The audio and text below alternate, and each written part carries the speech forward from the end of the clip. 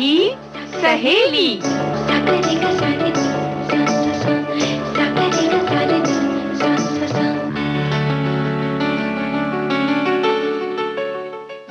सभी सखियों सहेलियों को मंजू द्विवेदी और आकांक्षा सिंह का नमस्कार। आकांक्षा, हवा में सेवइयों की खुशबू आ रही है, मीठी मीठी खुशबू आ रही है ना। आप खुशबू की बात कर रही हैं, हम तो खा के भी आए हैं। बिल्कुल, जो त्योहार आते हैं, जो पर्व आते हैं, वो इसीलिए तो होते हैं कि हम मिठाई खाएं भी, दूसरों को खिलाएं भी और मीठी बातें भी करें और बड़े ही मीठे अंदाज में इन पर्वों को, इन त्योहारों को मनाएं। यही तो इनका मकसद होता है ना। बिल्कुल, हालांकि इस साल जितने भी त्योहार हैं, मतलब ये जो समय चल रहा है कोरोना का, त्योहारों को मनाने का अंदाज थोड़ा सा बदल गया है। हाँ। लेकिन फिर भी त्योहारों के पीछे का जो उत्साह रहता है वो तो वही है। बिल्कुल, और भावनाएं ज्यादा महत्व रखती है आकांक्षा। भले ही इस समय में हम ज्यादा मिलजुल ना सकें, लेकिन फिर भी जो त्योहार के पीछे की जो भावना होती है कि एक दूसरे के प्रति रिश्तों को बांधे रखने वाली जो एक डोर होती है, भावनात्मक डोर जो होती है जी, उसका अपने दिल में बसे रहना बहुत ज्यादा जरूरी है। और आज है ईद उल फित्र का त्योहार। ईद उल फित्र यानी कि मीठी ईद है और रोजा समाप्त होने पर ईद का त्योहार मनाया जाता है। ईद का त्योहार चांद को देखकर मनाया जाता है, तो इसके लिए चांद का भी बड़ा महत्व है। और इस दिन जो है मीठे पकवान, खासतौर पर सेवई बनाते हैं, जैसा कि हमने कहा कि सेवई की खुशबू भी आ रही है। और मीठी सेवइयां घर आए मेहमानों को भी खिलाई जाती है, दोस्तों रिश्तेदारों को ईदी बांटी जाती है। लोग एक दूसरे के गले मिल करके ईद की मुबारकबाद देते हैं। लेकिन अभी इस वक्त हमें थोड़ी सी सोशल डिस्टेंसिंग का पालन करना बहुत जरूरी है। वैसे ये दिन ईश्वर को धन्यवाद देने का भी दिन है कि उन्होंने महीने भर रोजा रखने की ताकत दी। साथ ही इस दिन गरीबों और जरूरतमंदों की मदद भी की जाती है। यानी इस उत्सव का मुख्य उद्देश्य होता है खुशियां मनाना और एक दूसरे के प्रति कृतज्ञता व्यक्त करना।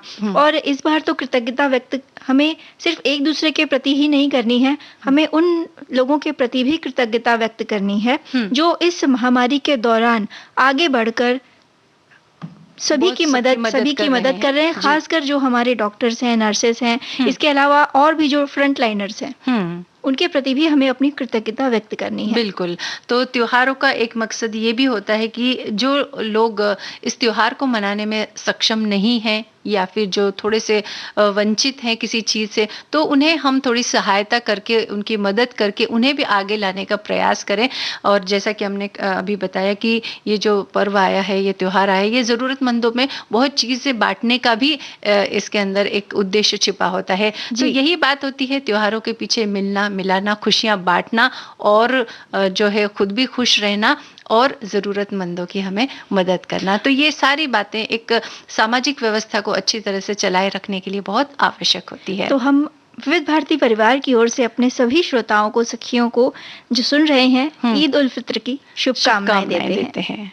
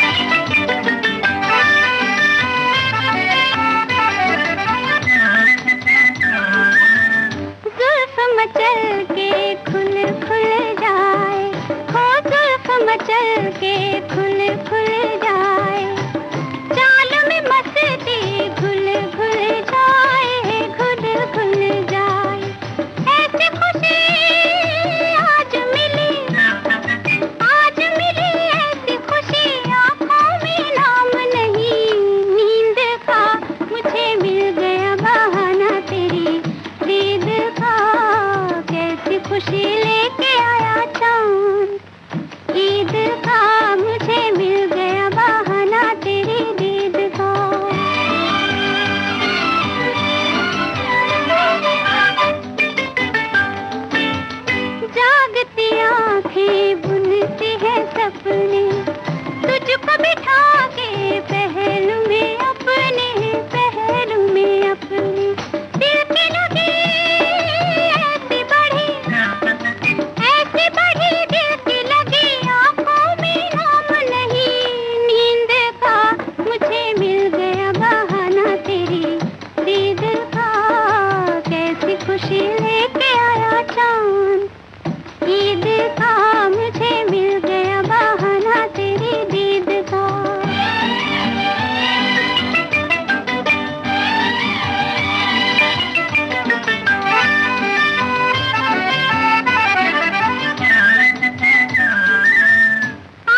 ही तेरे चटकी है कलियां, आहा हा हा, आते ही तेरे चटकी है कलियां, दिल बन बन के धड़की है गलियां, धड़की है गलियां, ऐसे सजे रात मेरी ऐसी सजी, आंखों में नाम नहीं नींद का, मुझे मिल गया बहाना तेरी दीद का, मुझे मिल गया बहाना तेरी दीद का, कैसी खुशी लेके आया चांद ईद का, मुझे मिल गया बहाना तेरी दीद का, मुझे मिल गया बहाना तेरी दीद का।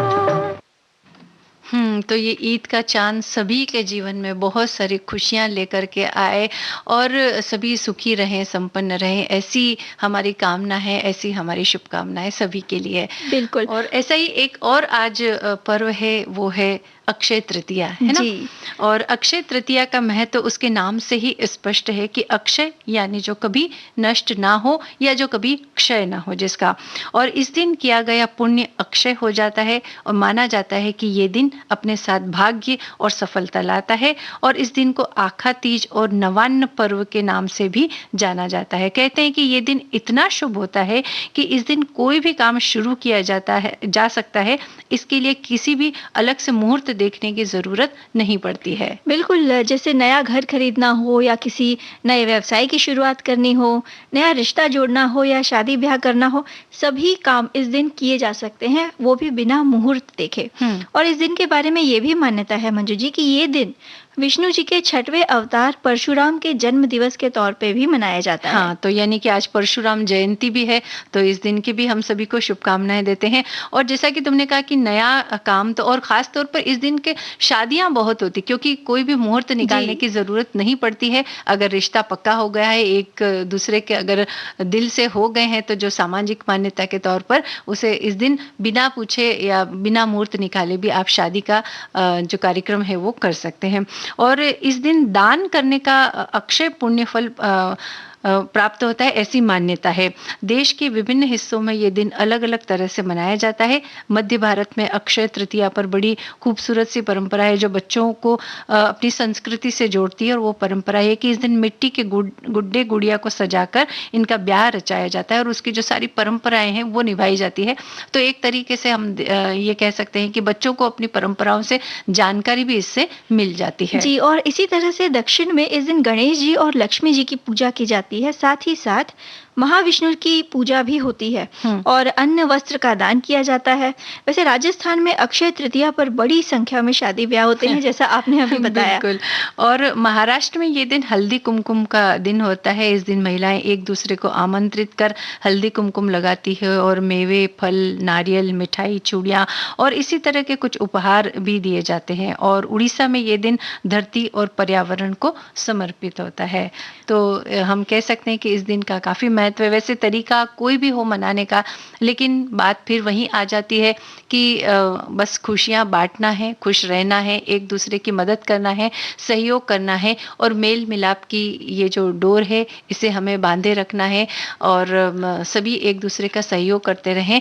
इस तरह से ये त्योहार मनाएं। बिल्कुल, और मेल मिलाप के लिए जरूरी नहीं है हम आमने सामने आए तभी मेल मिलाप होगा। हाँ। मेल मिलाप तो भाई मन मिले हुए हैं, फोन पर भी बातें हो सकती हैं। अगर कोई त्योहार है तो ऑनलाइन भी परिवार एक साथ उसे मना सकता है। और आजकल तो शादी भी होती है ना, तो चूंकि बहुत कम लोगों के साथ शादी ब्याह करना है तो बस वो आप वीडियो चालू कर देते हैं और सभी लोग उससे जुड़ जाते हैं और सभी देखते रहते हैं और अपने ही घर में बैठ करके नए जो नव दंपति होते हैं उन्हें आशीर्वाद देते हैं, तालियां भी बजाते हैं और इस तरह से ये एक जो है सेलिब्रेट हम करते हैं, है ना।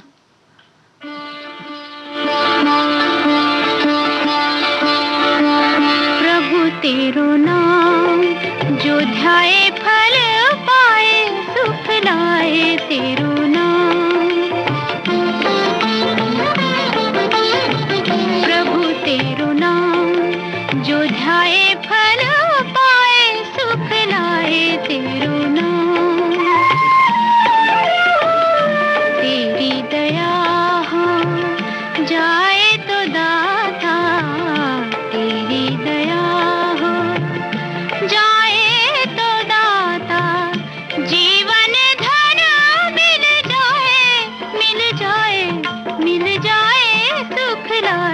तेरो नाम, जो ध्याए फल पाए सुख लाए तेरो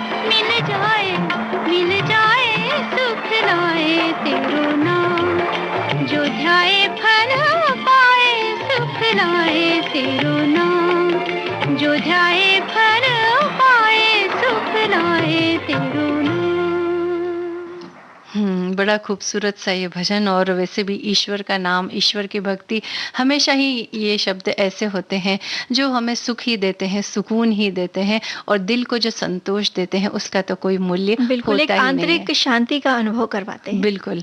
तो ऐसा भजन हमने सुना। और आज सखी विशेष के अंतर्गत हम बात करेंगे वैज्ञानिक नंदिनी हरिनाथ की।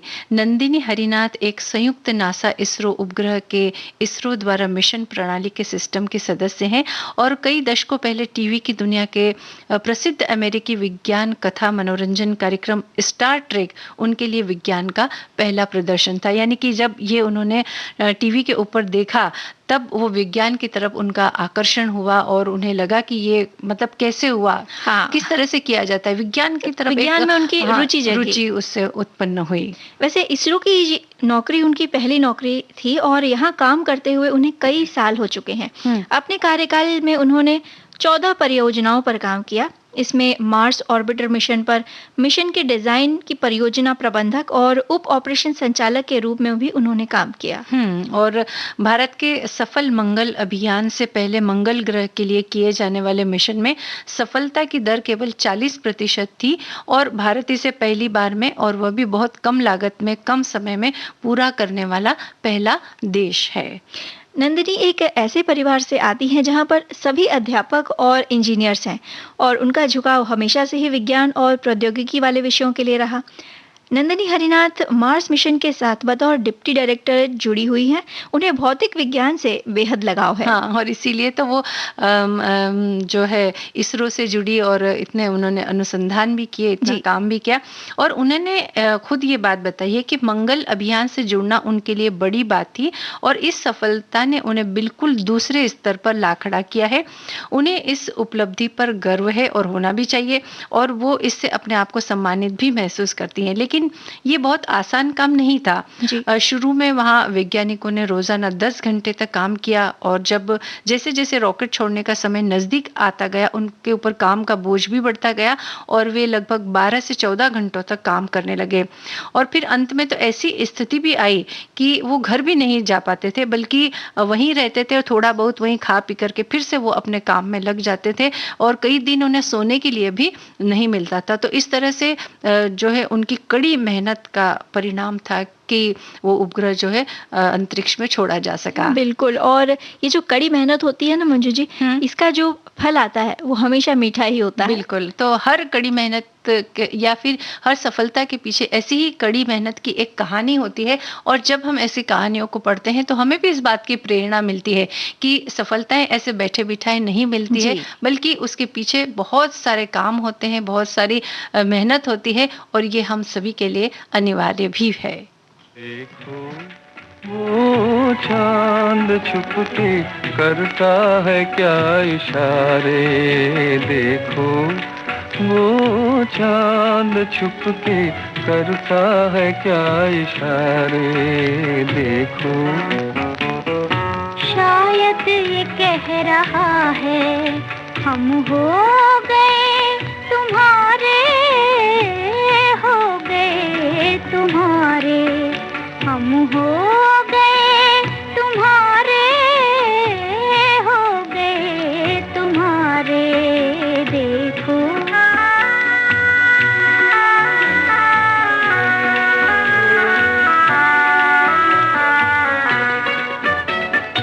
उल्फत का आज हमने इकरार कर लिया है, लेकिन ये कौन जाने किस्मत में क्या लिखा है, मंजिल को चल पड़े हैं तकदीर के सहारे, हो गए तुम्हारे, देखो वो चांद छुप के करता है क्या इशारे, देखो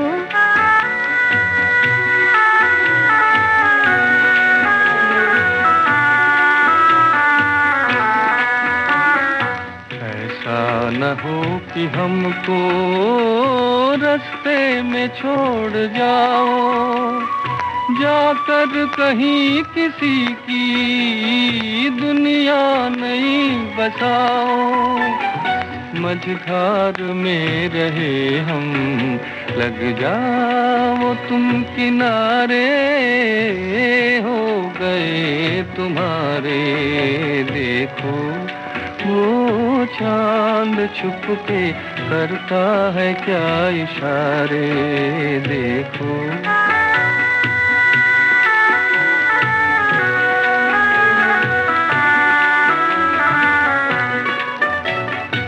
दिल में सिवा तुम्हारे कोई नहीं हमारे, ये अपने दिल से पूछो क्या दिल में है तुम्हारे, देंगे मेरी गवाही कुदरत के ये नजारे, हो गए तुम्हारे, देखो वो चांद छुप के करता है क्या इशारे, देखो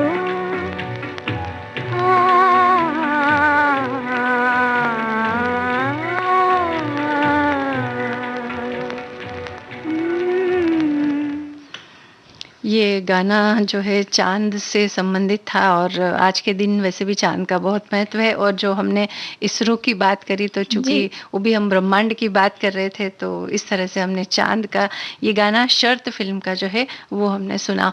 और जैसा हम बात कर रहे थे त्योहार की, पर्व की, और जब इनको मनाने की बात आती है तो हमारे परिवार, मित्र, रिश्तेदार, ये इन सब के साथ मिलकर जो मनाने का आनंद होता है उसकी बात ही कुछ और होती है। और दूसरी बात ये है कि इसी बहाने कम से कम हम अपने लोगों से मिलते जुलते, हालांकि आज के समय में जैसा कि तुमने कहा कि हमें थोड़ी दूरियों के साथ मिलना है, यानी कि तकनीक को अपनाते हुए मिलना, ये तो ज़रूरी है, लेकिन परिवार का क्या महत्व होता है, इस महत्व को रेखांकित करने के लिए 15 मई यानी जो आने वाला कल का दिन है, आज 14 मई है, कल 15 मई है, 15 मई को अंतर्राष्ट्रीय परिवार दिवस मनाया जाता है जी। और आज हम उसी विषय पर बात करेंगे, लेकिन उससे पहले हमारी एक सखी ने जो हमें कुछ बात लिखी है परिवार के बारे में, वो हम बताते हैं कि परिवार ही सृष्टि की बुनियाद है। परिवार के बिना इंसान की कल्पना अधूरी है।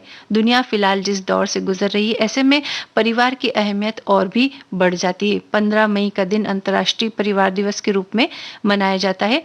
परिवार की महत्ता, नए संकल्पों, उसके प्रति जागरूकता और चुनौतियों को रेखांकित करने के लिए ये दिन मनाया जाता है। समाज की परिकल्पना परिवार के बगैर अधूरी है और परिवार बनाने के लिए लोगों का मिलजुल कर रहना और जुड़ना बहुत ज़रूरी है और इसीलिए जो है ये दिवस मनाया जाता है और इस दिवस के बारे में कई सारी जानकारियां भी दी जाती है। तो हम धन्यवाद देते हैं इन सखी को। बिल्कुल धन्यवाद देते हैं। और जैसा कि इन्होंने लिखा, बिल्कुल ये जो परिवार का जो महत्व है वो हमारी जो जिंदगी है उसमें काफी है।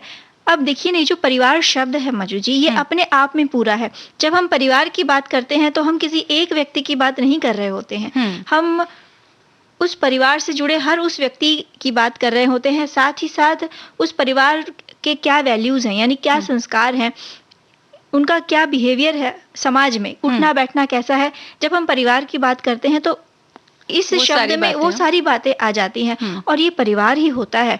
जब हम किसी कठिन दौर से गुजर रहे होते हैं तो सबसे पहले हमारे जो अगल बगल खड़ा होता है वो हमारा परिवार होता है, हमारे परिवार के सदस्य होते हैं। बिल्कुल, और हमें याद भी तो आती है अपने परिवार के ही सदस्यों के उस समय।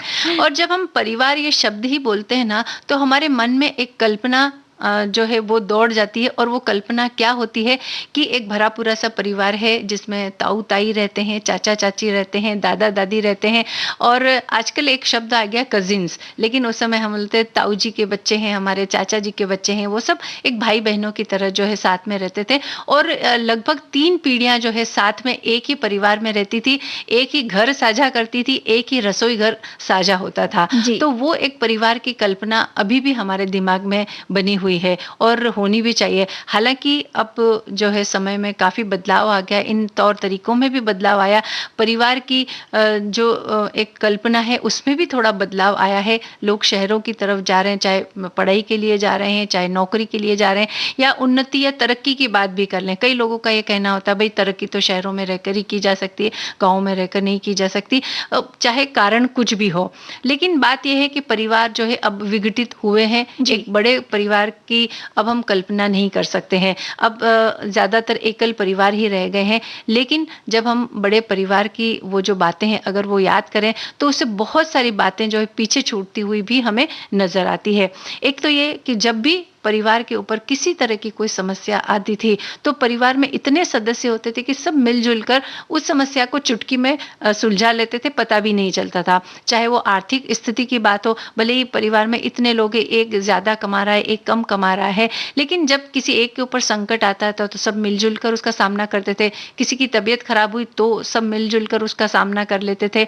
और जहाँ तक काम की बात है, काम का भी बंटवारा इस तरह से हो जाता था कि एक के ऊपर ज्यादा बोझ नहीं आता था। तो ये सारी बातें थी जो परिवार में आसानी से हमें मिल जाती थी, लेकिन अब कहीं ना कहीं इसका अभाव हम महसूस कर रहे हैं। बिल्कुल, थोड़ा बहुत अभाव महसूस होता भी है, लेकिन यहाँ पे मैं ये कहना चाहूंगी कि घर के जो बड़े होते हैं, घर खासकर जैसा आपने कहा कि अब जो परिवार है वो संयुक्त की जगह अब एकल होते जा रहे हैं। एकल परिवार में माता पिता हैं और बच्चे हैं। अब आजकल तो कभी कभी ऐसा भी होता है कि घर में एक अकेला ही बच्चा रहता है, तो और अकेला एकल परिवार की वजह से अगर माता पिता दोनों घर से बाहर निकलते हैं काम के सिलसिले में तो वो बच्चा दिन भर अकेले रहता है, तो उसे कहीं ना कहीं रिश्तों का महत्व ही नहीं पता होता। उसे यही नहीं पता होता कि चाचा चाची ताऊ ताई ये सब कौन होते हैं। ऐसे बच्चों के लिए सिर्फ एक शब्द होता है, अंकल हैं या आंटी हैं। है ना, वो अलग डिफरेंशिएट ही नहीं कर पाते, अलग ही नहीं कर पाते कि चाचा चाची क्या होते हैं और ताऊ ताई क्या होते हैं। बिल्कुल। तो कहीं ना कहीं वो थोड़ी सी कमी महसूस जरूर होती है, लेकिन जो हमारे घर के बड़े हैं अगर वो चाहें तो ये जो दूरी बनती जा रही है उसे कम किया जा सकता है।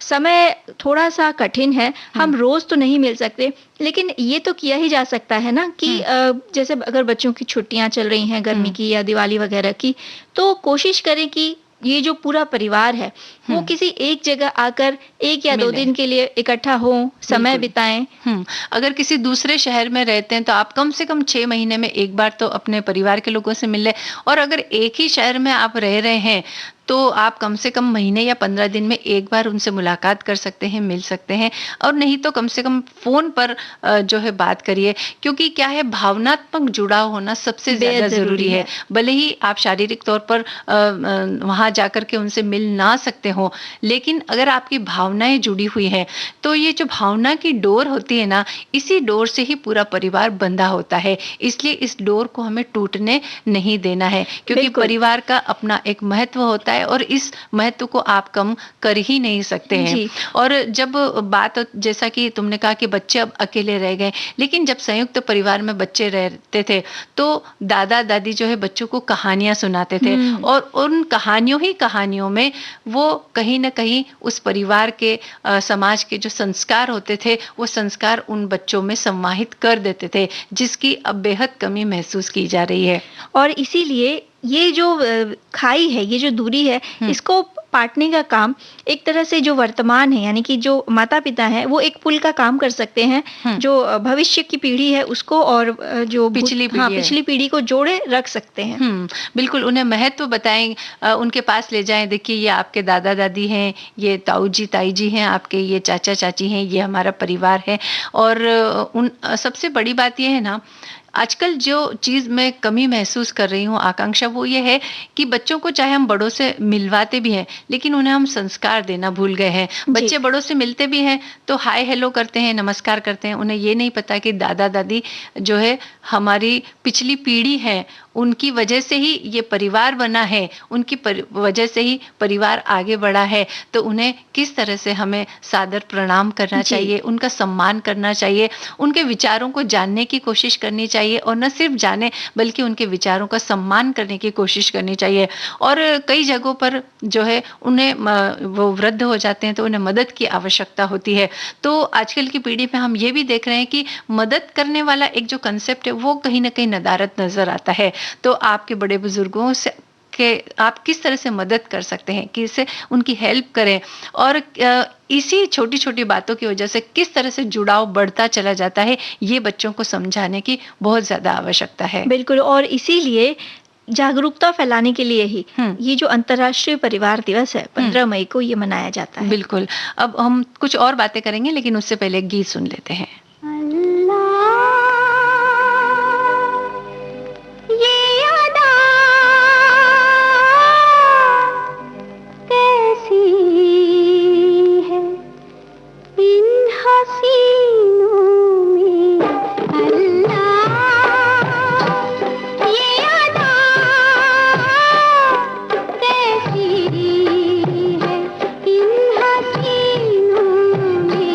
रूठे पल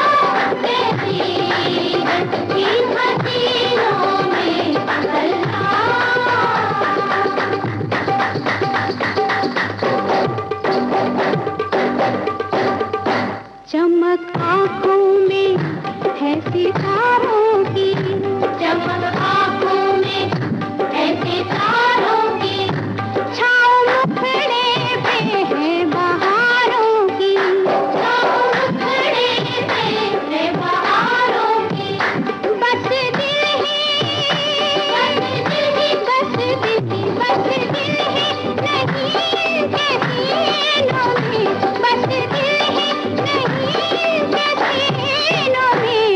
अल्लाह ये अदा कैसी इन हसीनों में। अल्लाह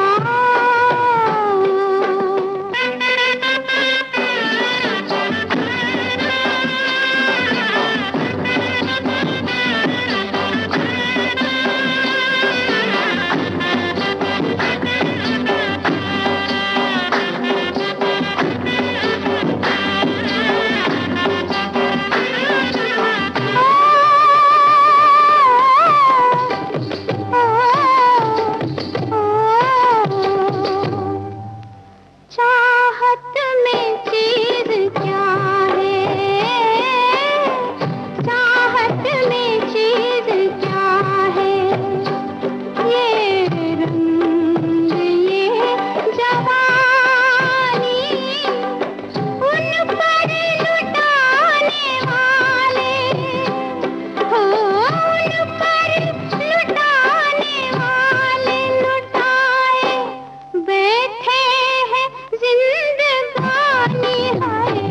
अल्लाह ये अदा कैसी इन हसीनों में। अल्लाह ये अदा कैसी इन हसीनों में। अल्लाह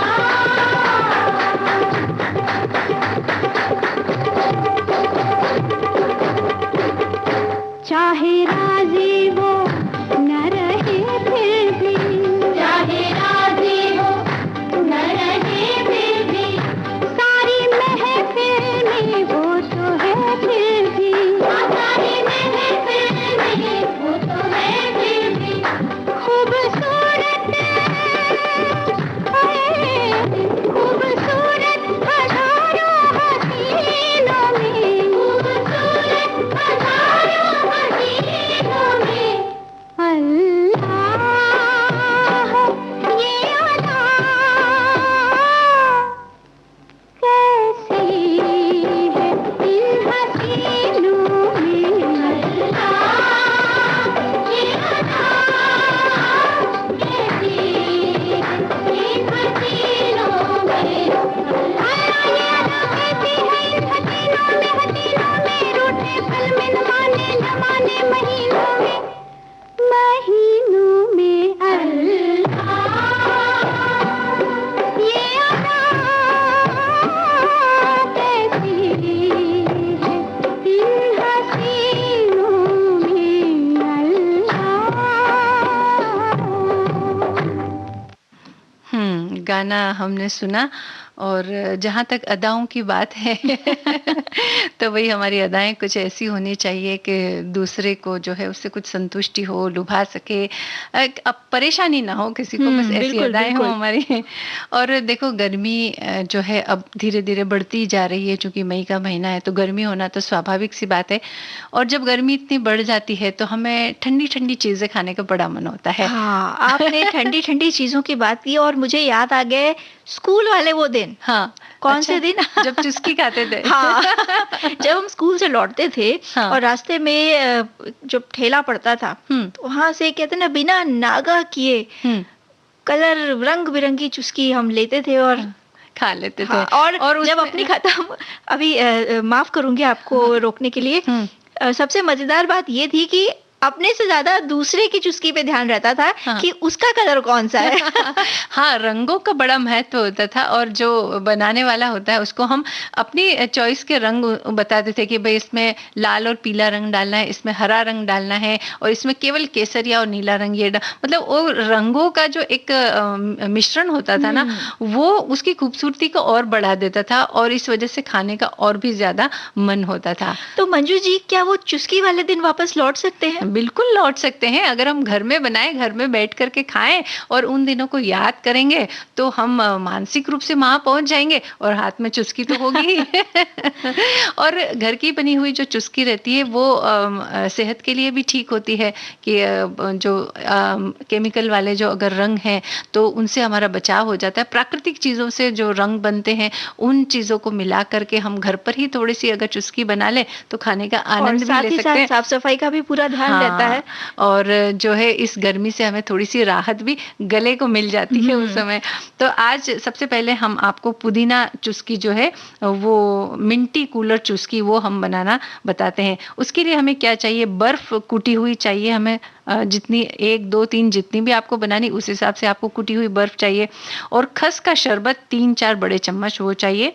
पुदीना पेस्ट आधा छोटा चम्मच चाहिए और नींबू का रस आधा छोटा चम्मच और चाट मसाला आधा छोटा चम्मच।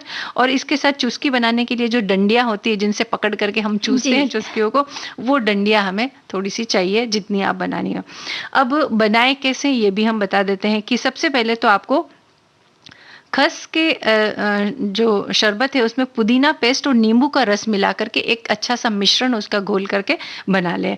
अब कुटी हुई बर्फ को मोल्ड या किसी भी ग्लास में डालें और उसको अच्छी तरह से दबा दबा के उसको भर लें उसमें, और डंडी को बीच में से थोड़ा सा चीरा लगा दें और इसके अंदर उसको बीच में उसको दबा के और रख दें। अब कुटी हुई बर्फ में जब वो अच्छी तरह से आप दबाएंगे तो वो फंस जाएगी।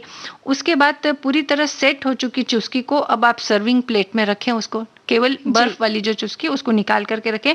और अब इस तरह तैयार जो आपने खट्टा मीठा जो शरबत तैयार किया था ना, वो उसको रखने के बाद ऊपर से उसके ऊपर डालें, है ना, थोड़ा सा आप ग्लास में डाल दें और जब आप उसके ऊपर रखें, प्लेट में रखें, तब भी आप उसके ऊपर जो है वो खस का शरबत, उसके अंदर नींबू और उसके अंदर जो पुदीने का आपने रस मिलाया हुआ है वो उसके ऊपर डाल दें और ऊपर से थोड़ा सा उसके ऊपर चाट मसाला छिड़क दे। और जब आप सर्व करें तो एक पुदीने की पत्ती भी उस पर रख करके आप सर्व कर सकते हैं, तो दिखने में भी अच्छा लगेगा। और उसके बाद आप उसका आनंद लीजिए। क्या बात है। तो ये खट्टी मीठी कुछ चटपटी सी चुस्की रहेगी। हाँ। और ये रहेगी हरे कलर की। हाँ, हरे रंग की चुस्की। तो आपने हरे रंग की चुस्की बताई और तो अब मैं बताऊंगी एक लाल रंग की चुस्की। अच्छा। हरे के साथ लाल रंग तो खूब मिश्रण बड़ा अच्छा लगता है। ये है रोज मेलन चुस्की। अच्छा। और आपको बताऊं, जब मैं खाती थी ना तो मैं हमेशा यही रंग लेती थी। इसीलिए तुम आज बता भी वही रही हो। तो रोज मेलन चुस्की बनाने के लिए हमें चाहिए तरबूज का रस 2 कप, साथ ही साथ रोज सिरप 2 छोटे चम्मच, इसके अलावा अदरक का रस आधा छोटा चम्मच, साथ में लौंग 2 या 3 कलियां, काला नमक अपने स्वाद के अनुसार।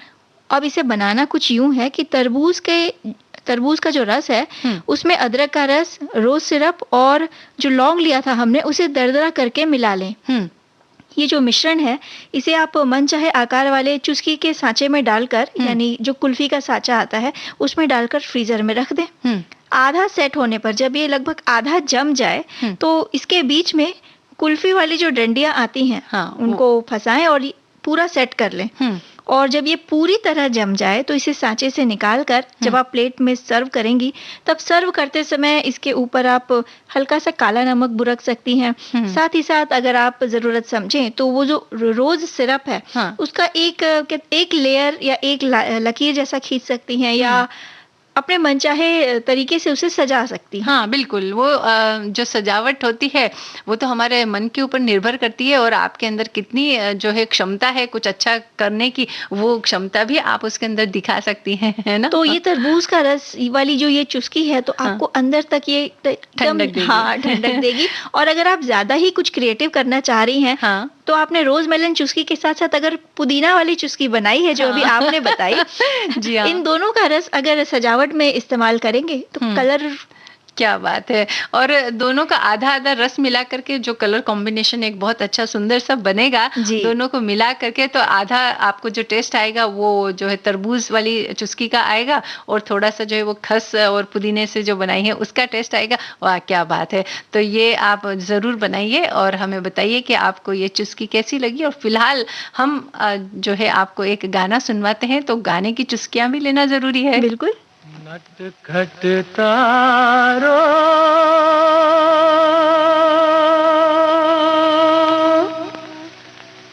हमें ना निहारो, हमरी ये प्रीत नई,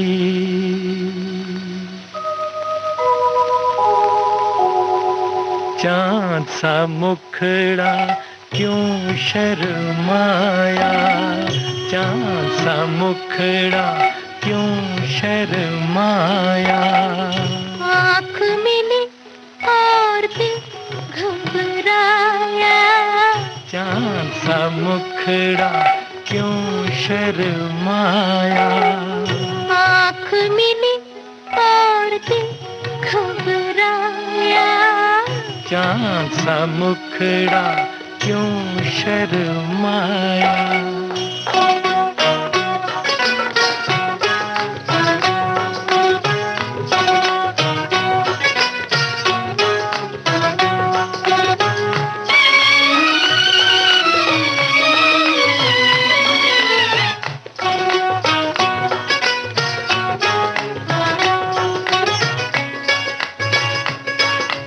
झुक गए चंचल नैना एक झलकी दिखला के, झुक गए चंचल नैना एक झलकी दिखला के, बोलो गोरी क्या रखा है पलकों में छुपा के, तुझको रे सांवरिया तुझसे ही चुरा के, तुझको रे सांवरिया तुझसे ही चुरा के, नैनों में सजाया मैंने गजरा बना के, नींद चुराई तूने दिल भी चुराया, चांद सा मुखड़ा क्यों शर्माया, आँख मिली और दिल घबराया, चांद सा मुखड़ा क्यों शर्माया।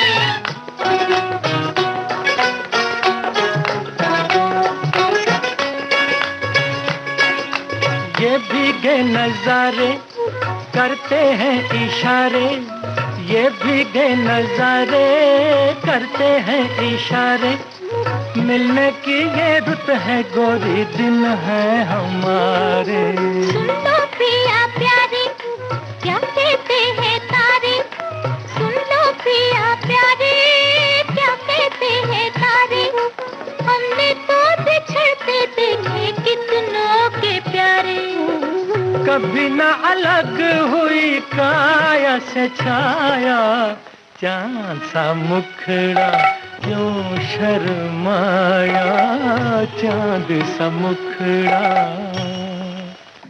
मीठे से गाने की चुस्की भी हमने ले ली और अब और कोई चुस्की बाकी है? बिल्कुल, अभी चुस्कियों का सिलसिला खत्म नहीं हुआ है। तो बताओ फिर जल्दी से। आपने पुदीना बता दिया, हमने तरबूज बता दिए, हाँ। लेकिन जो बच्चों को सबसे ज्यादा पसंद आती है हाँ। वो है ऑरेंज चुस्की। अच्छा। चूंकि खट्टी मीठी रहती है तो बच्चे बड़े चाव से उसे खाते हैं। तो तरीका वही, ये चुस्की बनाने का तरीका भी वही है। आप जो मिश्रण जो रहेगा उसे फ्रीजर में सेट करेंगे, उसमें आधा सेट होने पर उसमें कुल्फी वाली डंडी डालेंगे और फिर उसे पूरी तरह जमा के फिर प्लेट में सर्व करेंगे। लेकिन इसे बनाने के लिए सामग्री क्या है? वो है संतरे का रस 1 कप, साथ ही साथ ऑरेंज स्क्वैश, ये बाजार में मिल जाता है, 2 से 3 छोटे चम्मच, अनार के दाने 1 छोटा चम्मच, भुना जीरा आधा छोटा चम्मच, साथ में काला नमक आधा छोटा चम्मच या फिर स्वाद के अनुसार। अब संतरे के जूस में ऑरेंज स्क्वैश और दरदरे किए अनार के दाने मिला दें और तैयार मिश्रण को मनचाहे आकार वाले चुस्की के साँचे या किसी कटोरे में डालकर भी आप इसे बना सकते हैं। इसे फ्रीजर में रख दें। जब ये आधा सेट हो जाए, जैसे कि शुरुआत में ही बता दिया था कि कुल्फी की डंडियां डालिए और इसे पूरी तरह से और अगर कटोरे में जमाएंगे तो हम चम्मच से भी खा सकते हैं। बिल्कुल, जब उसे प्लेट में सर्व करेंगे तो उसे बच्चे चम्मच से भी खा सकते हैं। और जब आप सर्व करें तो ऊपर से काला नमक अपने स्वाद के अनुसार या भुना जीरा बुरक कर भी आप सर्व कर सकते हैं, या अलग से कोई टेस्ट चाहिए तो चटपटा सा चाट मसाला जो है वो तो हमेशा काम आता है। अरे आकांक्षा, तुमने चटपटे चाट मसाले की बात की तो अभी देखो बैठे बैठे ही हमें ऐसा लग रहा है कि कुछ ऐसी चीज खाएं और उसमें थोड़ा सा चटपटा सा चाट मसाला बुरक के और खा लें, ऐसा लगने लगा हमें तो। बिल्कुल। और हमारी जो सखियां हैं वो थोड़ा सा अगर एक्सपेरिमेंट करना चाहें तो ये जो ऑरेंज चुस्की है इसे ऑरेंज और मौसम्बी यानी संतरा और मौसम्बी वाली चुस्की में भी बदल सकती हैं। दोनों का मिश्रण। हाँ, दोनों का मिश्रण। और साथ ही साथ हम बचपन में ये किया करते थे कि चूंकि मई का महीना है, गर्मियों का मौसम है, तो आम जब घर में आते हैं तो हम खासकर 1 या 2 आम का रस निकाल कर उसमें थोड़ा सा दूध, आवश्यकता अनुसार शरबत या अगर शक्कर या फिर रोज शरबत, गुलाब का शरबत डाल के उसे मिलाकर फ्रीजर में सेट करने के लिए रख देते थे। और जब वो जमता था तो हम जो बच्चे थे उनकी तो चांदी रहती थी। क्या बात है, घर की बनी आइसक्रीम। ही ऐसा लग रहा है ना आकांक्षा कि अब घर जाकर के ऐसा ही कुछ करना पड़ेगा और इस गर्मी से राहत पाने के लिए हमें वो चुस्की घर पर बनानी पड़ेगी, या फिर वो कुल्फी जो है तुमने आम वाली जो बताई है 2-3 चीजें मिला करके। हाँ, और अब जब तुम ऑरेंज चुस्की की जो बात कर रही थी तो वो उसके बाद उसमें क्या मिलाना है? नमक और जीरे के बाद काला नमक स्वाद के अनुसार मिला सकते हैं, या भुना हुआ जीरा मिला सकते हैं, या जैसा कि मैंने कहा चटपटा चाट का मसाला भी आप डाल सकते हैं, ऊपर से बुरक सकते हैं। अच्छा, तो इस तरह से वो चुस्की तैयार हो जाएगी, ऑरेंज चुस्की, और उसका मजा ले। और इसी के साथ एक और हम ठंडी चीज बता रहे हैं, लेकिन ये चुस्की नहीं है बल्कि ये सूप है। अब सूप का नाम सुनते ही सभी के मन में ये ख्याल आता है कि भाई सूप तो गर्मा गर्म होते हैं लेकिन कोल्ड सूप भी होते हैं। तो आज हम चूंकि ठंडी ठंडी कूल चीजों की बातें कर रहे हैं तो कोल्ड सूप ही हम बताते हैं। कोल्ड खीरा सूप है ना।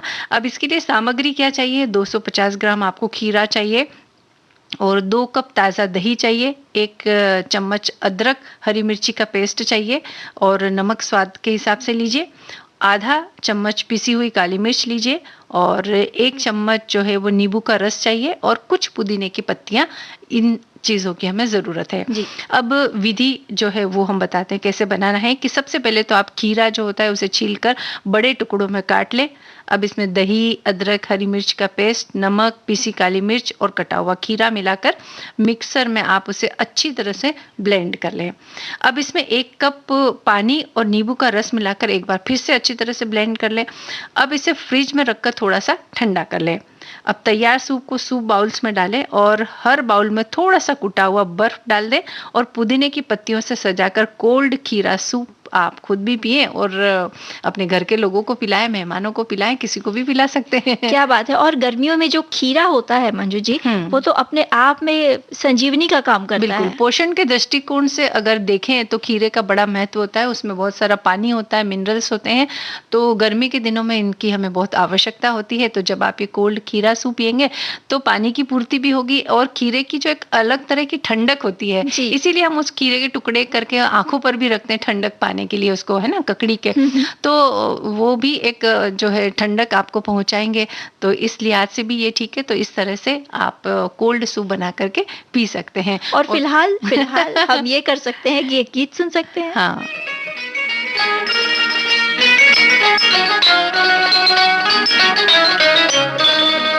अल्लाह अल्लाह अल्लाह वो ले गया चांदी छल्ला, अल्लाह अल्लाह अल्लाह वो ले गया चांदी छल्ला, मैं भी उसका दिल ले लूंगी कल को इंशाअल्लाह, इंशाअल्लाह। अल्लाह अल्लाह अल्लाह वो ले गया चांदी छल्ला, अल्लाह अल्लाह अल्लाह वो ले गया चांदी छल्ला, मैं भी उसका दिल ले लूंगी कल को इंशाअल्लाह, इंशाअल्लाह। अल्लाह अल्लाह अल्लाह वो ले गया चांदी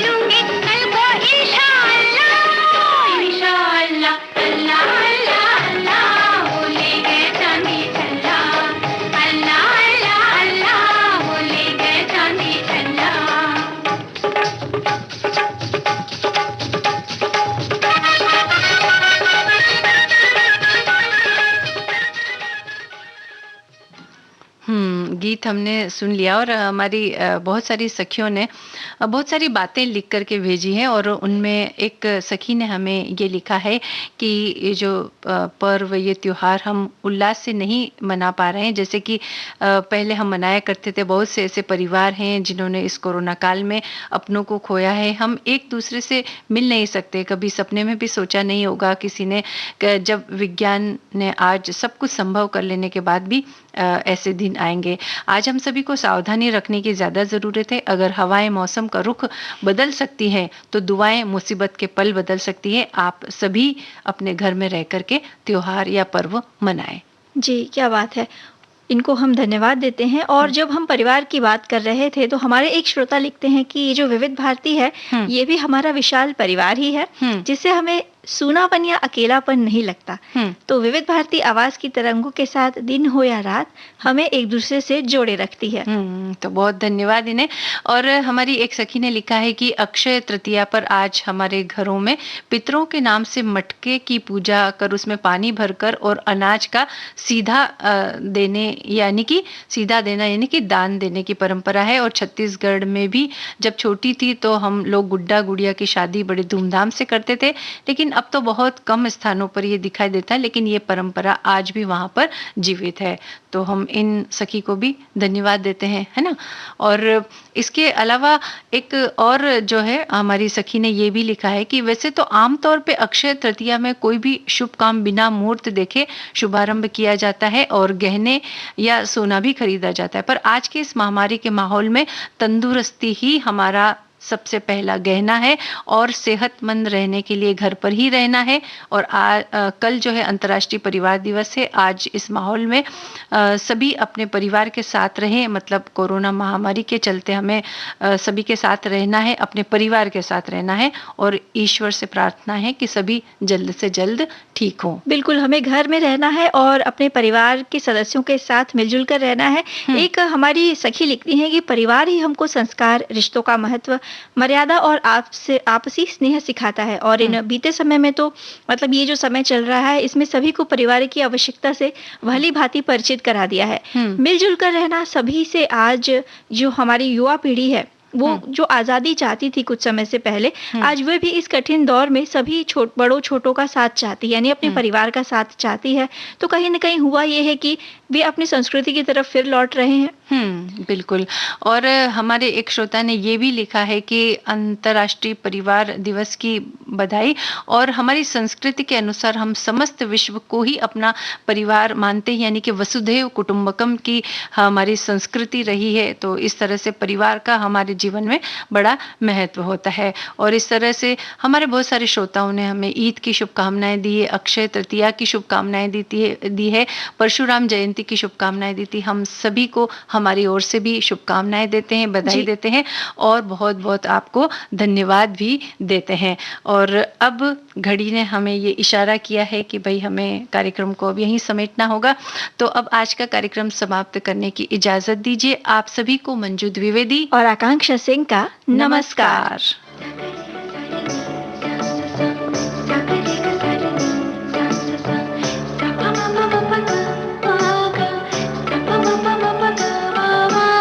सखी सहेली।